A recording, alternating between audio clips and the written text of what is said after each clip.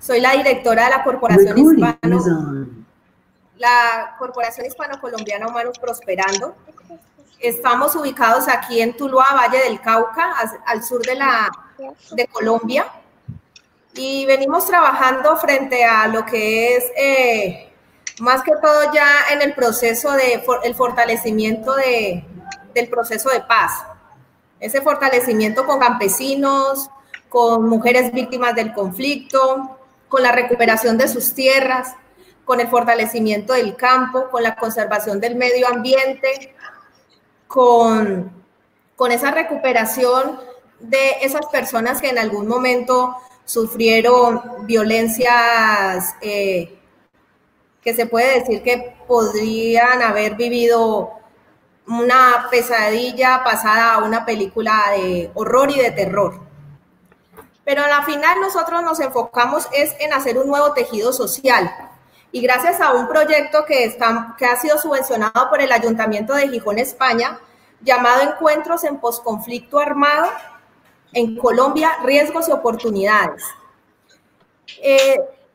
Aparte de ello, pues también hemos tenido la oportunidad que gracias al Ayuntamiento de Gijón nos ha permitido ir fortaleciendo algunos procesos productivos que han sido benefactores para el fortalecimiento del campo y el empoderamiento de la mujer rural.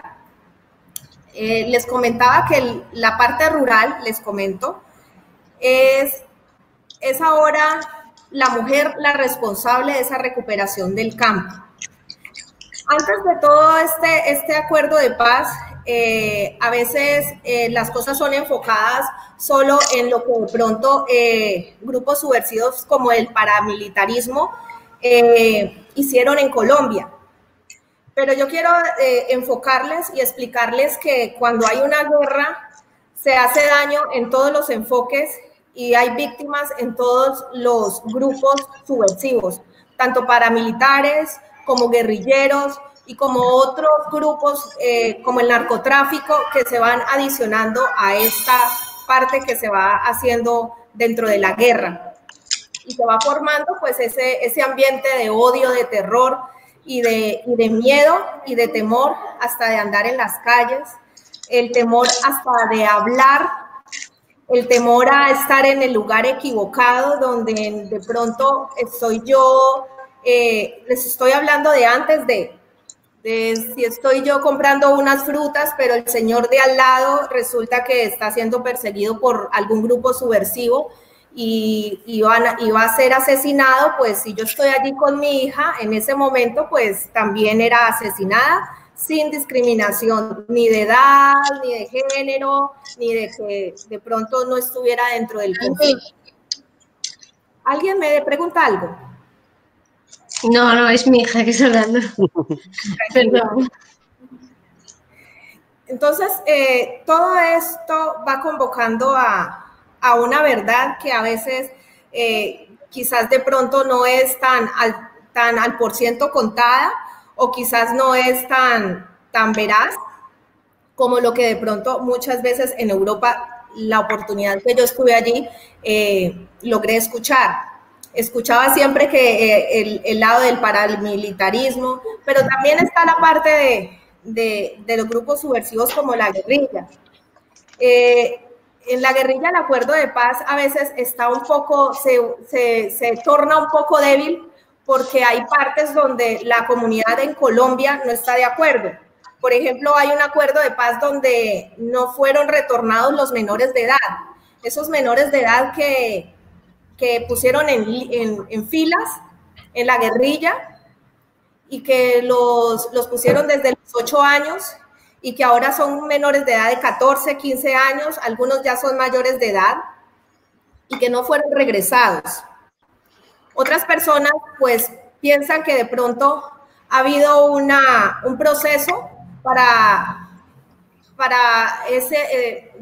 dar beneficios al grupo subversivo de la guerrilla, pero no dar beneficios a otros grupos subversivos que de pronto necesitan eso para poder resocializarse. Es algunas cosas donde se quebranta el acuerdo de paz, pero que aparte de eso y paralelamente, las personas que trabajan en ello seguimos tejiendo ese hilo que cada vez sea más grueso y no se rompa. Entonces, allí les quiero dar testimonio de estos grupos que en algún momento tuvieron tanta fuerza que donde yo vivía, les doy mi testimonio, vivía en una ciudad donde había un grupo de narcotraficantes y durante 7 años yo no sabía qué era pasar por 3 calles que era que me facilitaban llegar a mi casa. Porque si pasaba por allí y podía gustarle a alguno de estos narcotraficantes y mi padre tenía alguna objeción, pues mi padre tendría serios problemas, hasta podría ser asesinado. Entonces, pues muchas veces no supe qué fue durante 7 años pasar por una calle. Mi experiencia, les comento que era en el tiempo de la guerra, fui objetivo militar por el trabajo de mi padre. Mi padre era ex policía, por lo cual dentro de los grupos subversivos, todo pensionaba a la policía y policía era objetivo militar, que significaba que donde lo encontraran a él y a su familia eran asesinados. Mi padre era personero, delegado de la ciudad de Guadalajara de Buga, fue concejal y fue diputado. En el tiempo de que era diputado, era una persona que estaba de acuerdo con la extradición de los narcotraficantes, debido a que él decía que en Colombia no estábamos preparados para tener este tipo de personas y que las cárceles aún estaban muy corruptas y que ellos debían ser atrapados y extraditados mientras se fortalecía la parte carcelaria de Colombia. Eso hizo que pues también tuviera ese ser objetivo militar del narcotráfico. Entonces, dentro de mi juventud, fui una persona con muy poca libertad. Les comento que hace un año yo viajé precisamente el 10 de noviembre a Gijón, España, y cuando llegué allí, por primera vez, supe que era libertad. Pero antes estaba errónea el significado de lo que era libertad, porque con el proceso de paz, pues tuve la experiencia de que podía llegar a las 12 de la noche y estar en carretera y no tenía yo el temor o el miedo de ser secuestrada en la carretera por algún grupo subversivo o ser violada o ser asesinada. Entonces, para mí eso era libertad. Pero cuando llegué a Gijón hace un año, y caminar en las calles de Gijón de la mano con alguien a la 1, 2, 3 de la mañana, yo miraba hacia todos lados porque yo en cualquier momento pensaba que iba a llegar alguien a hacernos daño. Entonces esa sensación fue muy bonita porque yo ahí entendí que era libertad. Y ver esas olas del mar que de pronto para allí es normal, para mí era espectacular esa combinación del mar con su libertad, de las personas, unas haciendo deporte, otras personas caminando, adultos mayores, niños, con una tranquilidad que yo solo la percibí hace un año después de 44 años. Entonces, prácticamente ese era como mi testimonio.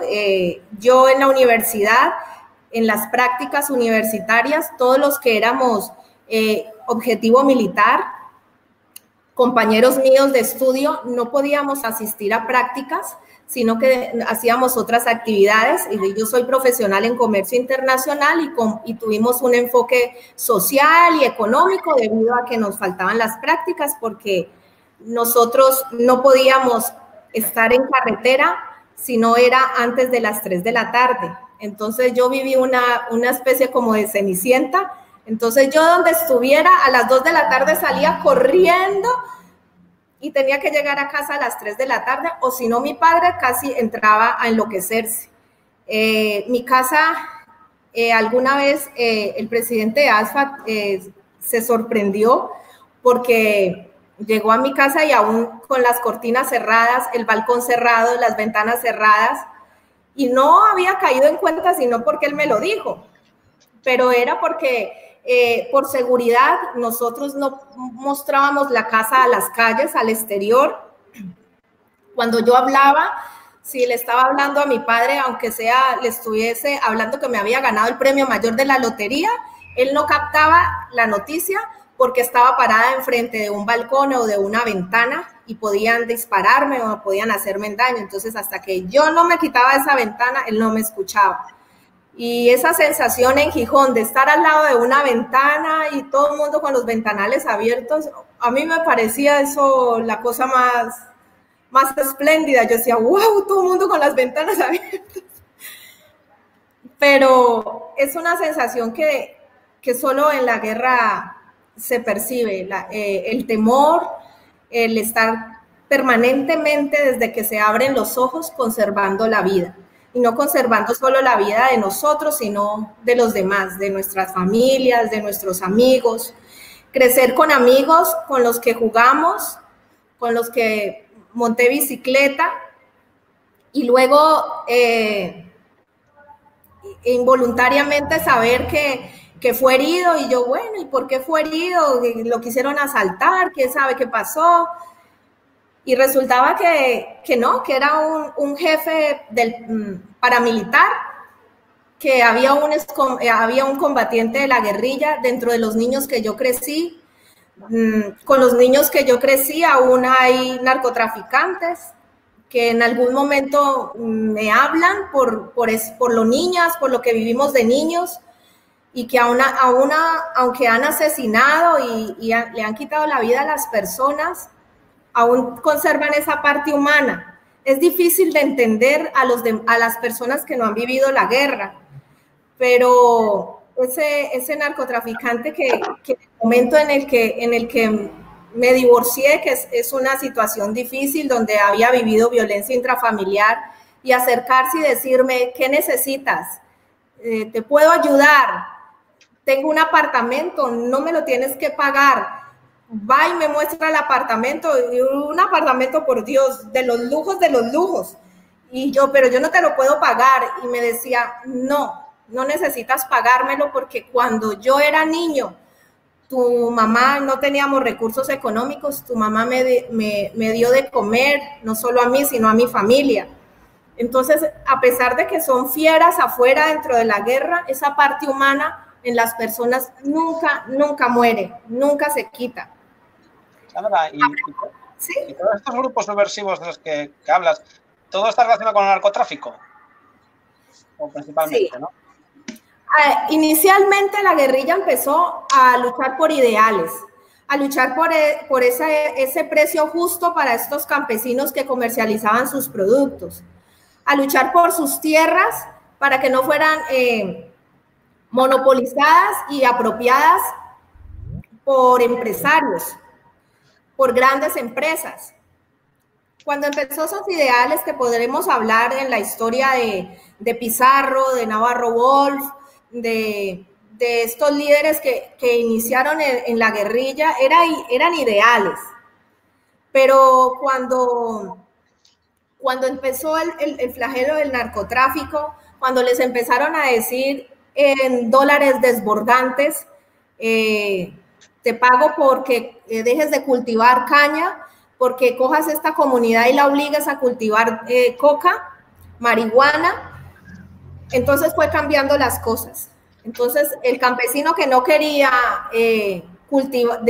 dejar de cultivar su mora, su piña, su fruta, su café, y ellos tomaban a la fuerza esas tierras y empezaban a obligarlos a ellos a cuidar cultivos que los obligaban a sembrar de coca y marihuana. Algunas tierras eran adaptadas, arrancaban los cultivos y eran adaptadas para cocinas, que le llaman a los laboratorios donde hacen el proceso de la droga como tal. También hay muchas cosas que a veces se desconocen, que aquí nosotros lo podemos vivir porque estamos en esa parte de cicatrización, en la resiliencia, en el que ahora qué hacemos, y que no saben cómo manejar la libertad, que de pronto algunos ni siquiera saben qué es la verdadera libertad, porque tienen el concepto que yo tenía antes de viajar a Gijón. y que para ellos es libertad sentarse en un andén y hablar con el vecino hasta las 8 o 9 de la noche y que no les pase nada, que no tengan el temor de que llegó algún grupo subversivo a apoderarse de la ciudad. Entonces, todo ese proceso, ese de ahora, de que mis hijos vayan a una escuela de fútbol y que yo tenga la tranquilidad de que están en la escuela de fútbol y que no es que se fueron a una escuela de fútbol y que yo me tengo que ir o que mejor no vayan porque de pronto llega la guerrilla a reclutarlos o llega algún grupo subversivo a reclutarlos, ya no existe. Ya los niños van perfectamente a escuelas de fútbol, ya los niños andan con más libertad en el campo y es lo que tratamos de conservar.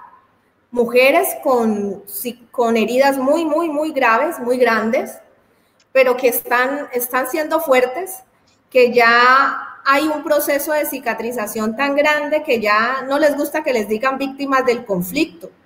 Ya hace un año que fui a exponer un proyecto subvencionado precisamente por el Ayuntamiento de Gijón que se llamaba Procesos Productivos, Fortalecimiento de Procesos Productivos para Víctimas del Conflicto Armado. Y cuando voy a hablar de ellas, todas me decían, pero no hay que decir que somos víctimas, dígale que yo ya soy artesana y que yo ya bordo y que yo ya hago y que yo ya soy empresaria, que yo ya cuido soy una líder del medio ambiente donde cuido el agua y el oxígeno, no solo de Colombia, sino de uno de los pulmones más importantes del mundo. Entonces, ya para llevar esos mensajes es lo que nos hace a nosotros trabajar y luchar día a día por todo ello. Son historias muy fuertes, son historias donde algunos representantes de España alguna vez escucharon en una terapia que se llama narrativa, que es donde ellas se atreven a hablar, porque las personas cuando han tenido mucho dolor a veces o pierden la memoria para que no duela o simplemente lo callan en lo más profundo de su ser y no lo exponen. Entonces, hasta que no lo exponen, pues no tienen esa sanación interna y no logran socializarse de verdad y no logran socializarse para construir, para proyectarse y para aportar a una sociedad, sino que logran es seguir haciendo daño. Están llenos de amargura y de dolor y de venganza. Entonces, allí también hablaban de la muerte de líderes sociales. Escuchaba yo la vez que fui a Gijón y que todavía escucho aún que hay un incremento de muertes de líderes sociales. Entonces, lo que yo les puedo decir referente a la muerte de líderes sociales es que a veces hay unos, entre comillas, mal llamados líderes sociales y que no son tan líderes sociales, que muchos de ellos estaban acostumbrados a lo que estaban haciendo en la guerra, monopolizar una comunidad para obligarla y controlarla dentro de los requerimientos que pedían esos grupos subversivos para sus intereses propios. Pero esa comunidad, al haber un proceso de paz, se liberó.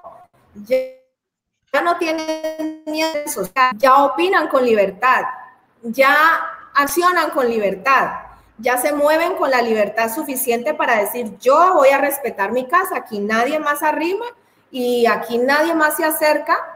Si me van a hacer daño, tienen ya esa potestad de ir a las autoridades y decir, me hicieron daño, me están amenazando, están queriendo apropiarse de mis tierras. Entonces ya esa libertad gracias al proceso de paz existe. Entonces esos líderes sociales, que les vuelvo y les digo, mal llamados líderes sociales, pues los que asesinan son los que siguen dentro de ese grupo subversivo, la mayoría, ¿no? La mayoría está dividido, son esos que están todavía dentro de esos grupos subversivos y quieren todavía obligar a la gente o que se comprometen a que todavía tienen la potestad de manipular la comunidad y que ya esos objetivos no los pueden cumplir, pero a pesar de eso, ellos a esos grupos subversivos les reciben dinero y cuando ya ellos no cumplen con esos objetivos, pues los grupos subversivos les reclaman o el dinero que les regresen, que no lo regresan porque se lo gastan, o con la vida. Entonces, eso es lo que hace que siempre sale al escenario muerte de un líder social, muerte de un líder social. Dentro de las elecciones políticas, yo le decía en alguna ocasión al presidente de ASFA, a Alfredo, le decía, después de las elecciones, te vas a dar cuenta que va a haber mucha muerte de líderes sociales, pero no es porque son líderes sociales, sino porque ellos quisieron tomar esa población donde la que alguna vez dominaban por el miedo que tenían esa población. Entonces ya les decía al grupo, al narcotraficante o al grupo subversivo que estaba apoyando X candidato, yo les recibo 7 millones de pesos, les recibo 50 millones de pesos y yo me encargo de que estas 300 personas o estas 2,000 personas voten a favor de ustedes o del candidato que me digan. Cuando ya el proceso de paz empieza a tomar forma, entonces estos líderes sociales se comprometen a ello, pero las personas tienen ya la libertad y la tranquilidad de elegir lo que a ellos creen que pueden servir para beneficio de sus comunidades. Entonces ya ese líder no tiene la potestad de amenazarlo con un arma o de decirle le violo a su hija o le mato a su familia si no vota por X, sino que ya eso no existe. Entonces la persona va y vota con tranquilidad por el que quiere y el voto ya es totalmente reservado.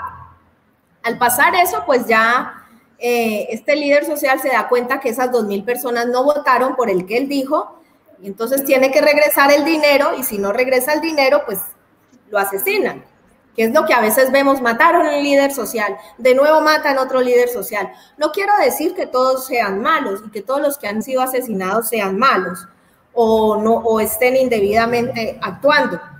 También hay otros líderes sociales que están luchando por esas comunidades a que se rehúsen a seguir sembrando cultivos ilícitos y que sigan cambiando esos cultivos ilícitos por otros productos y que esos grupos empiezan a decir, bueno, este es una piedrita en el zapato porque está cambiándole la conciencia a la gente, entonces es mejor quitarle la vida y pues también hacen parte de ese grupo de muertes y asesinatos de líderes sociales, porque hay líderes sociales que sí, que también trabajan por el empoderamiento de la mujer, por la conservación del medio ambiente, por la libertad de las personas, de que opinen, de que piensen, de que actúen.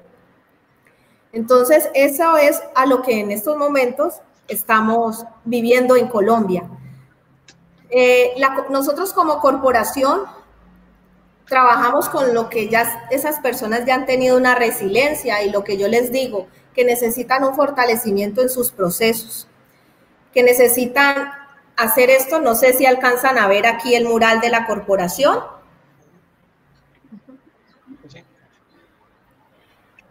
En la parte de arriba es una mujer tejiendo y está cerrando una brecha, porque es que esa mujer arriba hay un corazón con púas. Esa mujer arriba tiene 3 elementos que les cuesta mucho trabajo a las víctimas del conflicto hacer. Ese corazón con púas, unos labios que están cosidos y unos ojos que tienen así lágrimas. Las personas que hemos sido parte de la guerra, nos cuesta llorar nuestro dolor, porque nos volvemos inmunes al dolor. E inclusive podemos tener esa experiencia, muchos aquí en Colombia tenemos la experiencia de que han matado a alguien y nosotros nos puede dar lástima en el momento, pero regresamos a la casa y retomamos nuestras vidas, cosa que de pronto en otros lugares del mundo no podrían hacerlo por lo que no han vivido en una guerra, pero hacemos la resiliencia rápidamente. Las personas llegan muy fuertes, muy rudas, muy duras, a decir, a mí me violaron, a mí me mutilaron mis pezones, a mí me violaron 25, me unieron entre ano y vagina, a la final me echaron cemento en la vagina, pero aquí estoy, nada me pasa. Y si estoy yo, está todo el mundo. Y llegan así como en esa firmeza, rudeza. Y cuesta trabajo que esa mujer suelte esa amargura, y esa amargura solo suelta cuando llora ese dolor, cuando habla de lo que le hicieron y cuando desata ese corazón de tanto dolor que sintió y que tiene conservado por años, y que muchos aquí cuando hacen esa terapia la hacen delante de sus hijos que nunca supieron por qué su mamá de niños los maltrató y fue tan ruda con ellos, porque quizás pensó que de esa manera los podía proteger del dolor que ella alguna vez pasó. Entonces, eso, cuando cierran esa brecha, cuando deciden llorar y decir, sí me dolió, cuando deciden hablar y soltar ese corazón, ellas cierran eso.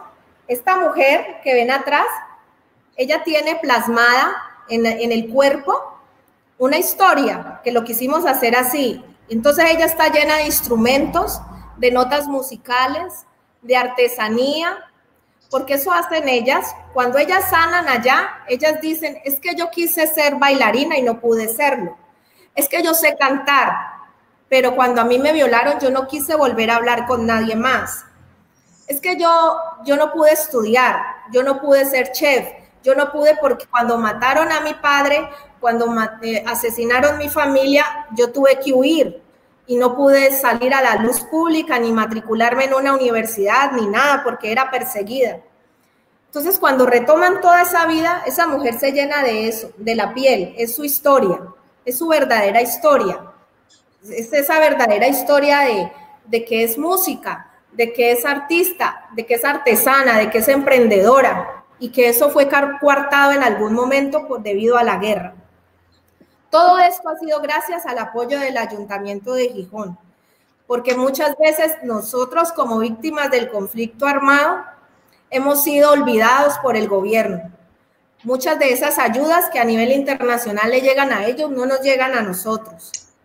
Muchas de esas ayudas no le llegan a los niños que no vivieron una niñez porque su primer juguete fue un arma, un fusil, a los 9 años y fue enfilado. Pero a los 15, a los 30, a los 25 años que fue libre debido al proceso de paz, a los 30 años tuvo una Navidad donde recibió su primer juguete, su primer muñeca, a los 30 años. Y entonces sensibilizar a esa persona es difícil. La pobreza que fue generada debido a la guerra en algunas zonas también es muy difícil. La corrupción es bastante grande. Teníamos la experiencia en Buenaventura de ver niños en un lugar que se llama Bajamar, donde existieron lo que se llaman las casas de pique, que era que cuartizaban la gente en pedazos para que creían que para que así ni siquiera el alma de ellas y su espíritu quedaba vivo. Esos niños de allí, su juguete es el mugre y la basura que todo a nivel del mundo arrojamos, caen allí donde ese lugar se llama Bajamar. Y ellos viven en unas tablitas de madera y viven por encima de ese mar, donde si se llegan a ir allí, la basura es tan espesa que ellos no lograrían vivir. Pero allí aprenden a correr y aprenden a jugar. Y esos niños agarran las botellas que tira al mar y le ponen las extensiones de sus madres, que por lo general esa población es negra, y le ponen las extensiones y las visten con los mismos cartones que recogen de ahí, que se agachan y recogen, y esas son sus muñecas. Entonces es bastante fuerte, es bastante doloroso ver niños con que su mejor muñeca y la miran con un amor y la miran con una dulzura y la abrazan y la arrullan a una botella de gaseosa o de refresco o soda, como le llamen allá. Entonces todo eso es proceso de la guerra.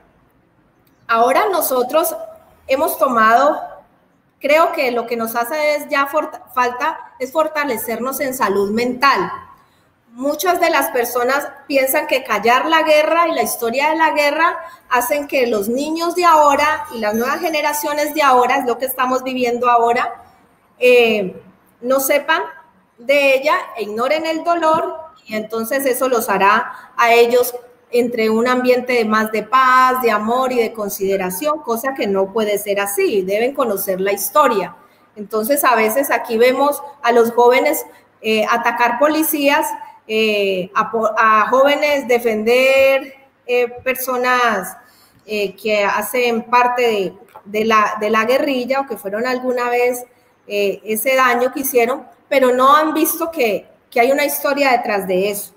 No se puede juzgar a una persona porque de pronto encontró alguna vez un refugio en los paramilitares, porque la defendieron a ella, porque fue violada y le mataron su familia, pero de igual manera tampoco se puede defender a la guerrilla porque alguna vez sintieron protegidos en el campo, porque todo eso eran zonas, y tampoco se puede defender y justificar los actos de un narcotraficante simplemente porque, como les decía yo ahora, jugué con él de niña o con ellos y que ahora le han quitado la vida a muchas personas y que por esa niñez de pronto puede ser sensible conmigo. Pero entonces cuando ya se cae todo ese cartel o esa película de la guerra, pues eso quedamos. Por eso nosotros nos llamamos humanos prosperando, porque queda lo humano, queda ese testimonio que les puedo decir que veo yo ahora a un excombatiente de la guerrilla con una víctima del conflicto debido a que la guerrilla le mató a sus padres, y sentarse en hacer un proyecto de emprendimiento con la tranquilidad, sin rencor, sonriendo, encontrar en una terapia psicológica donde tienen que hacer una obra de teatro a un ex paramilitar o a una exguerrillera, maquillando a la ex paramilitar para que salga de la mejor manera la obra de teatro, o ver a esa mujer que fue violada por los paramilitares, dejándose tomar o dando la oportunidad de tomarse en un café con ellos y mirar a ver cómo hacen el proyecto de un café mujer que pueda ser exportable y que pueda ser comercial. Entonces, son ahora experiencias muy enriquecedoras, son ahora experiencias que nos nutren y nos fortalecen y nos enseñan día a día que lo humano es lo más importante en cualquier escenario de crisis económica, de pandemia, de guerra, de lo que sea. Si no olvidamos eso humano, podemos renacer y podemos hacer cosas nuevas cuando ese humano no lo enterramos del todo. Hay personas que sí lo entierran del todo y es muy, muy fuerte y no se puede hacer nada con ellos, que es mejor cuando dicen, no, es que yo mataba y luego me tiraba. Bueno, no es el caso de hablar de ello. Eso sí no se puede hacer, pero les digo que son muchas más las personas luchando porque ese acuerdo de paz siga fortaleciéndose, tejiendo ese acuerdo de ese tendido, digámoslo así, que va arropando cada día más comunidades, más mujeres, más hombres, más niños, que no saben ahora cómo es el campo y que esas mamás están ahí enseñándole hasta cómo sembrar un tomate y que a la final no lo saben fue porque ellos tuvieron que huir y de ser desplazados en las ciudades y son niños urbanos con esencia campesina retornando al campo. Y en ellos está en estos momentos ese sentido de pertenencia que le agarren ellos al campo, es lo que a nosotros nos dará a futuro una seguridad alimentaria, porque si ellos no toman eso, el campo será abandonado y nosotros tendremos de pronto con las nuevas generaciones el pensamiento de que los tomates los retoñas en el supermercado y no en el campo. Entonces, es como lo que yo quería compartirles de un antes y después. De pronto tengan alguna pregunta, quieran saber algo. Sí, yo te quería preguntar con respecto a la economía, porque todos esos campesinos que se dedicaban a las plantaciones de coca, de marihuana, además, ¿cómo se han reconvertido a otro tipo de cultivos, a otro trabajo? ¿Cómo ha sido ese proceso? ¿Cómo? Es que se te cortó, ¿qué me dices? Sí, me refería a que esos campesinos que cultivaban pues, cocaína, coca, marihuana y demás, ¿cómo se han reconvertido económicamente? ¿Cómo ha sido para ellos esa transformación? Porque imagino que bueno, tendría que haber un trabajo detrás para llegar de un sitio al otro, ¿no? Sí, organizaciones como ASFA, organizaciones como Corporación Humanos, organizaciones como muchas otras más a nivel internacional, algunos programas del gobierno, cuando han sido ahí como a las marañas utilizado, pero que a algunos les salpica el beneficio. Han podido ellos fortalecer lo que eran antes. Si eran caficultores, han podido encontrar apoyo de arrancar esos cultivos ilícitos y volver de nuevo a ser caficultores y entrar a fortalecerlos en la comercialización, a mirar que de pronto en algún momento cuando lo de la guerra, esos campesinos eran discriminados y se pensaban que estaban por allá bajito, pero cuando se vuelve el proceso de paz y que vemos que ya al retornar ellos al campo, encontramos frutas, verduras por doquier, que ahora con la pandemia son pocos los que hambre pasan porque ellos antes están mirando cómo traer la cantidad de frutas y verduras que están allí cultivando y que se les pueden dañar y que prefieren regalarlas a comunidades vulnerables que de pronto estén debido a la pandemia pasando hambre. Todo eso nosotros lo ayudamos a hacer. Toda esa actividad logramos que ese canal lo puedan ellos hacer. Que esos productos que ellos se han podido fortalecer y que ahora no son solo campesinos, ahora son empresarios, ahora son emprendedores, artesanos, y que han tenido todo un proceso de sanación interna, un proceso de sanación social y adaptación, porque hay unos que se han tenido que socializar y adaptarse a una sociedad, que antes eran criminales, que antes solo sabían recibir órdenes de quitarle la vida a alguien y que ahora suavizar esas manos que alguna vez empuñaron un fusil y suavizarlas para tejer un collar, suavizarlas para hacer de comer, no es fácil. Cuando a una mujer también la violaron y sufrió todos los niveles de crueldad que podamos entender, no dejan de tener manos y se les convierten en garras y en puños y están siempre así armadas a la defensiva y ya a ellas se les pasa algo especial. Cuando se vuelven así, ellas se les olvida cocinar y no son capaces de cocinar. Nosotros cuando ya ellos han venido en un proceso, lo primero que recuperan es volver a cocinar. Vuelven a enfocar todas esas emociones en la cocina, porque antes no, y se rehúsan a cocinar. Cuando ya se adaptan a eso, es algo que nosotros hemos visto y que hemos vivido. Entonces, manejamos muchas terapias que aunque a veces son pseudociencias, las probamos porque a veces les facilita a ellas resocializarse por medio de esas terapias. Nosotros manejamos, aunque es una pseudociencia, manejamos la terapia de la grafía. Entonces, por medio de la letra, porque hay unas que no hablan, hay personas que no hablan, por muy psicólogos y psiquiatras que hayan, no dicen nada. Pero que con la grafía, al ellas escribir, al dibujar, se encuentra que las terapeutas de aquí pueden identificar su dolor, de dónde viene y encontrar la forma de hablar con ellas. Entonces ya ellas empiezan a aceptar su dolor y asimilarlo. Es una forma que últimamente hemos probado y que nos ha ido bien, que en algún momento, si algunos quieren alguna terapia de grafía y puedan mirar, a veces nos olvidamos de miedos y todo eso, que aunque a veces lo consideran una pseudociencia, ha servido para que ellas puedan exteriorizar ese dolor y conflicto interno y puedan surgir o resocializarse o proyectarse en la vida o poder empoderarse en realidad a lo que tienen que hacer.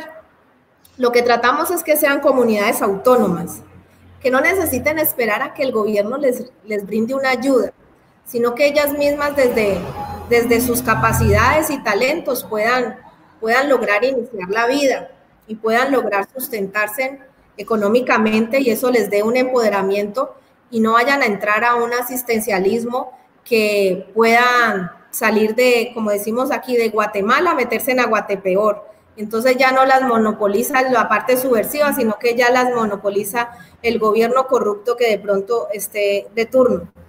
Entonces, es lo que tratamos, que sean comunidades independientes. Nosotros la semana pasada tuvimos una experiencia, no sé si ustedes en algún momento se dieron cuenta, que fue muy enriquecedor para nosotros encontrar campesinos exponiendo su café a una organización de allí que se llama Caleya Indi, y exponiéndole su café, y no solo como campesinos, sino después de ese proceso exponerlo como empresarios y estar dentro de la negociación y comercialización de ese café, que allí me imagino que los que estaban asistiendo en ese momento a la charla estaban viendo a unas personas hablando muy bien y en una forma de mucho empresario, y que para mí me enorgullecía porque yo sabía quién hay ahí sentado, que no solo era ese empresario, sino que yo los he visto a ellos actuar en sus diferentes escenarios, que muchas veces para hablar con ellos me tengo que sentar debajo de un cafetal, ya con miedo es que me pique me muerda un gusano o algo así raro, y poder tener la oportunidad de hablar con ellos, porque ellos están sembrando café o están cuidando sus cafetales. Ya después con ellos aguantar lluvia, porque estamos en un clima casi selvático donde puede llover 2, 3 días de seguido sin parar, y eso no puede hacer parar las actividades. Y ya después verlos aquí sentados comercializando ese mismo café que sembraron y que ya lo tienen presentado en paquete con todos los estándares internacionales, y hablando de él con esa propiedad en la parte comercial y de marketing, pues es bastante, pues es orgulloso para mí, pero aparte de eso, pues es un honor vivir esa historia presente y vivirla ahí en el ahora y decir, bueno, ya hago parte de esa historia donde ellos alguna vez estaban con ese miedo de hablar, y les decía, alguna vez llegué yo a comunidades donde decía, ¿y por qué se le pudren los tomates? ¿Y por qué se pudren sus frutos, todo lo que cultivan, sus huevos que producen las gallinas?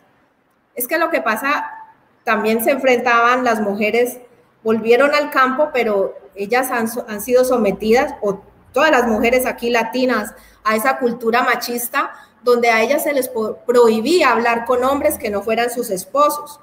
Entonces muchas de ellas pues sembraban para su consumo, y los demás verduras o frutas que producían, pues no las comercializaban porque tenían que ir al mercado a hablar con hombres y que iban a hablar muy mal de ellas, y eso era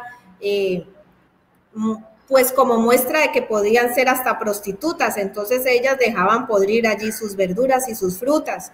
A veces habían terrenos donde ellas tenían que ir a recoger sus cultivos y tenían que montar a caballo, pero como se monta, y como les tenían prohibido desde niñas montar caballo como hombres, y lo hacían de lado, pues no era seguro que se fueran de esa manera. Entonces, todo ese concepto que se tiene que montar a caballo como es, de que no es prostituta porque vaya y le hable allí al del mercado y le ofrezca sus tomates, sus huevos, sus peras, sus moras. Es un proceso, no es fácil, pero ya haber logrado que allí una niña ese día le hablara a varias personas por internet, siendo mujer, hablándole sin ningún miedo y con una tranquilidad, pues es bastante meritorio hacer parte de esta historia.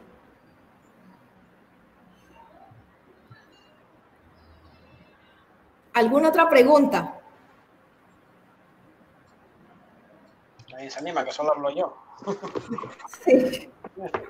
No sé si les esté gustando la charla o quieran preguntar algo o cambiar el esquema. Sí, una pregunta, por favor. Sí. Sí, mira, a una pregunta de David le decías que, bueno, prácticamente centrabas la problemática de violencia en Colombia en el narcotráfico, cuando en realidad yo percibo que el principal problema, no digo que no sea el narcotráfico, pero hay un problema muy importante también que es los paramilitares. No sé si es que ciñes el tema de los paramilitares exclusivamente a la droga o tiene algún trasfondo más. Ya. Les explico. Yo les decía que en el momento de la guerra, todo grupo subversivo estaba en la guerra, eran actores activos de la guerra. Lo que hablaba los paramilitares, alguna vez llegaron a ser paramilitares, como en alguna vez algunos llegaron a ser guerrilleros, por ideales, por esos ideales políticos y sociales que alguna vez tuvieron, y que así todos esos grupos han sido salpicados del narcotráfico. Todos esos grupos, cuando llegan y les pagan miles y miles de dólares, que se pueden ganar miles de dólares en un día y no en un mes ni en un año, como en el tiempo de Pablo Escobar, que si le podía pagar a una persona $5,000 hora, pues cualquiera se tira para el narcotráfico y toma fuerza a ello. Los paramilitares tienen un sentido de que fueron grupos que se formaron debido a la ausencia de Estado, a la ausencia de ese Estado que los dejó solos enfrentando la guerrilla que llegaba a apropiarse de sus terrenos, que llegaban a secuestrarlos porque se negaban a entregarles sus tierras, porque llegaban a reclutar a sus hijos. Entonces, esos grupos subversivos, esos paramilitares se fueron formando porque se fueron entrenando esas mismas comunidades, se fueron entrenando militarmente para defenderse en ellas mismas. Son personas con historias también fuertes, son personas que eran empresarias, que eran campesinas, que eran emprendedoras y que en algún momento algunos se quedaron sin nada porque se negaron a aportarle algo a la guerrilla. Entonces, al negarse, pues, usted no me quiere entregar sus tierras, entonces le violó a su hija, le violó a su esposa delante suyo, y cuando las viole, usted me va a decir si sí o si no. Y la persona, pues, las violan y todo, y la persona sin poder hablar golpeada, que son testimonios que les estoy hablando, de que por qué llegaron a esos grupos, empiezan a asesinarle a su esposa, le empiezan a asesinar a sus hijas, le empiezan a quitar a sus tierras, les queman su casa y los dejan casi muertos, y algunos se hacen los muertos para que crean que ya están muertos y que al menos así puedan conservar su vida. Esas personas al tener ese dolor empiezan a engrosar las filas del paramilitarismo. Esas personas que se llenan de rencor porque había una ausencia estatal que no los defendía de esa violencia, pues empiezan a engrosar las filas de los paramilitares, que me imagino que son personas que casi las descorazonan. Al tener todo ese proceso, esas vivencias, se descorazonan. Y esos paramilitares, aparte de eso, les causan lo mismo. Llega el narcotráfico y empieza a decir, bueno, ustedes están muy bien entrenados y conocen muy bien la selva y necesitamos recuperar mucho terreno que tiene la guerrilla, entonces ustedes nos pueden ayudar. Y los empiezan también, en el tiempo de la guerra estoy refiriéndome, empiezan también a ser muy bien pagos, a tener propiedades en el exterior y todo, y empiezan ellos a trabajar también para ello. Yo digo que el flagelo más grande que ha tenido Colombia es el narcotráfico. El narcotráfico que ha podido ser, ha podido llegar en algún momento a tener poder no solo en las ciudades, sino en la selva, en todos los rincones del país. Han podido tener influencia en lo político. han podido tener influencia en las comunidades, en la parte empresarial. Pero después de eso, lo que les digo es que ya el que fue narcotraficante ahora, con el dinero que le quedó, ya nos topamos con empresarios, que en algún momento ya no es ese narcotraficante, sino que es ese empresario y actúa como tal, y actúa como empresario y paga los impuestos y mantiene todo legal, y si no damos vuelta a hoja, pues entonces seguiríamos en la guerra, que es muchas de las cosas que algunos de los miembros del gobierno actual rechazan. Pero si nosotros no le damos vuelta a eso y seguimos en el dolor y en el que fue y no en el que es ahora, pues no creo que saldríamos nunca de la guerra. Que tiene algunas falencias el proceso de paz, pero pues por esas falencias no se puede cerrar un proceso de paz. Se deben fortalecer esas falencias y se tiene que seguir trabajando por él y fortalecerlo, no debilitarlo porque de pronto algunos sectores no estén de acuerdo con determinadas cosas que se conciliaron en La Habana, Cuba, pero que eran necesarios, porque es como cuando tenemos un conflicto con la pareja y entonces el uno grita y el otro grita más duro, entonces el otro, porque está gritando más duro, pues terminan hasta en la parte de agresiones, entonces termina tirando cosas para que el otro se calle, el otro le tira cosas más grandes, pues en algún momento no va a haber conciliación. Pero si en algún momento el que está gritando, otro toma la opción de guardar silencio o de hablar más suave, o de que mientras lo agrede le dice, yo te amo, escúchame, por favor. Entonces ya el ambiente cambia y de pronto la relación vuelve y se inicia, aunque sea chueca y cojeando, pero vuelve a encaminarse, y es lo que de pronto está pasando en estos momentos en el proceso de paz. Y que pues pensamos que todo siga mejorando. ¿Sí me entendió la respuesta o Sí. ¿hay alguna duda? Correcto, ¿no? Bueno. ¿Y quién más quiere preguntar algo más?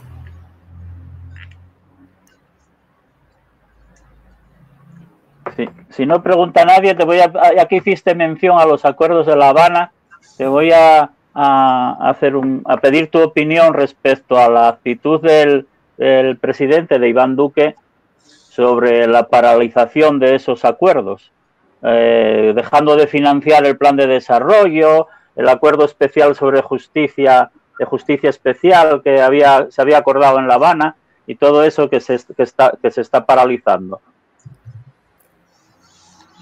Pues yo digo que la opción no es paralizar las cosas. La opción es conciliarlas, y conciliarlas dentro de un enfoque que de pronto algunos puntos puedan ser más flexibles, porque dentro del acuerdo de La Habana quedaron muy rígidos.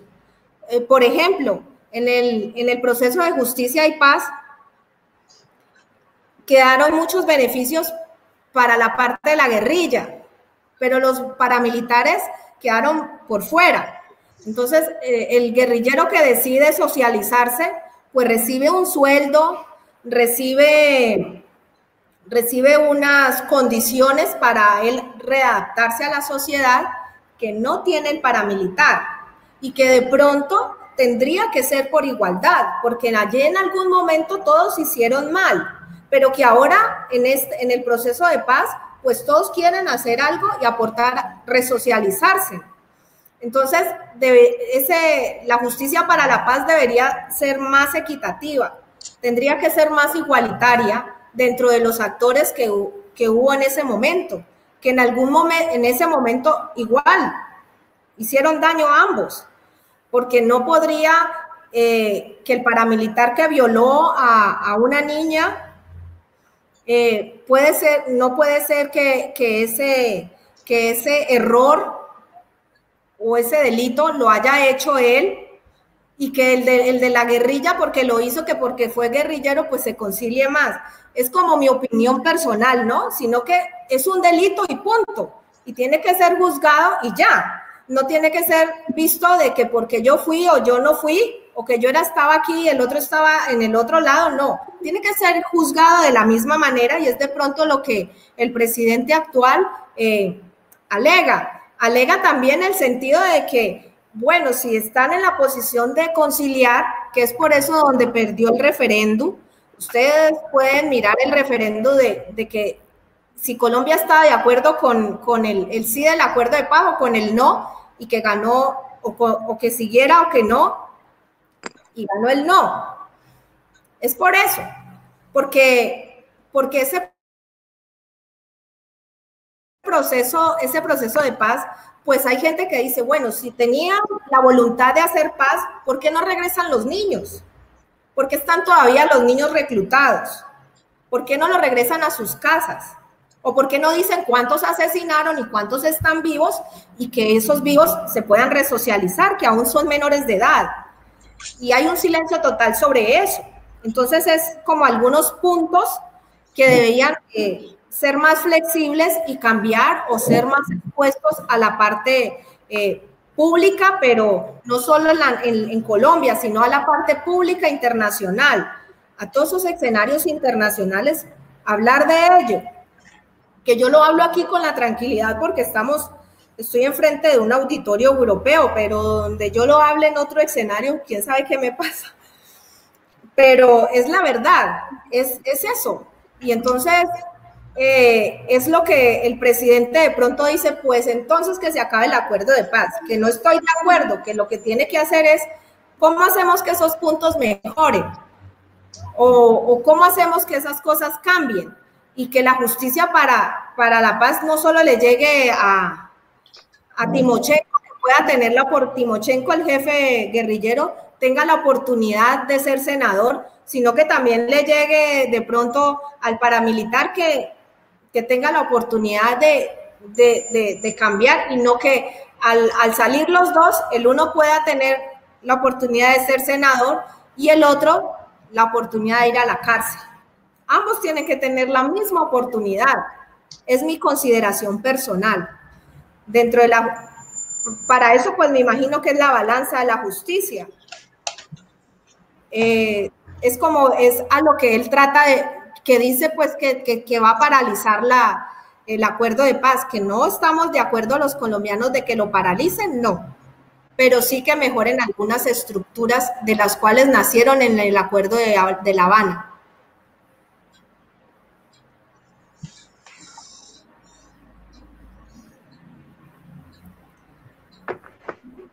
¿Qué otra pregunta?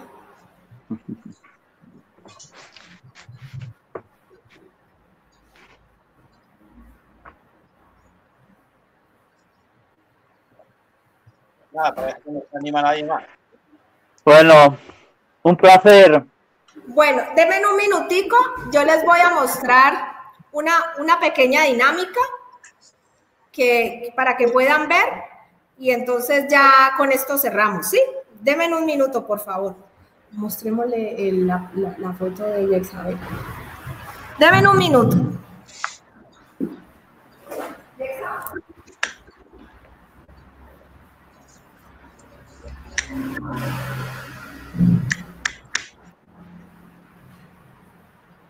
Ya ahí está.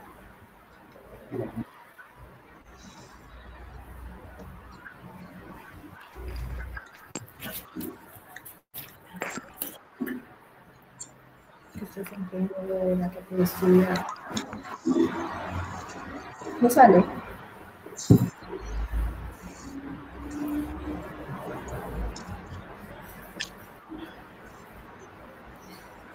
Voy a compartirles un video muy cortito, no dura ni un minuto.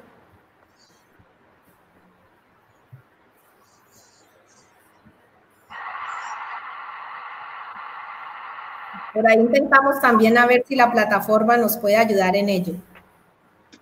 ¿Qué quieres? ¿Compartirlo desde tu ordenador? Ajá. Sí, ves que tienes una opción de compartir tu pantalla. Ahí abajo a la izquierda, el botón del medio. Compartir tu pantalla. Ajá. ¿Lo ves? Si das ahí, debería compartirse tu monitor. Lo tienes, estás reproduciendo, pues se debería ver. ¿A dónde parar? no sale, ¿cierto? Aquí. Es el icono que te digo, ahí al lado de la mano. Sí, hay uno como el icono como de mensaje. Sí, justo en el medio hay uno de mensaje, otro de la mano y en el medio hay uno que es compartir la pantalla, ¿lo ves? No sale. No sale. No sale, y en ese recuadro. ¿Vosotros lo veis? ¿Sabes? ¿Tú lo ves? No sale. Dale aquí otra vez, porfis. ¿Qué dice ahí?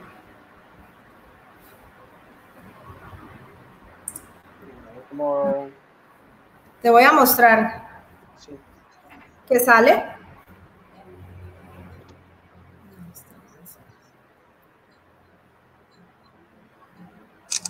Igual yo puedo compartir mi pantalla.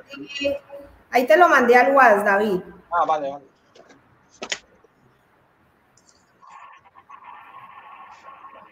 Pero no sale la... No me llega nada.